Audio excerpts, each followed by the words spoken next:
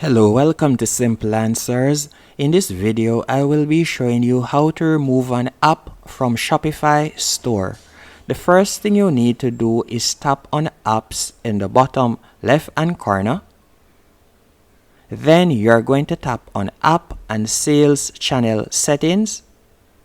From here, you will see a list of the apps that are currently on your Shopify store. Then you are going to tap right where you see remove beside the app that you would like to remove. So let's say, for example, I want to remove this app right here. I'll simply tap on remove,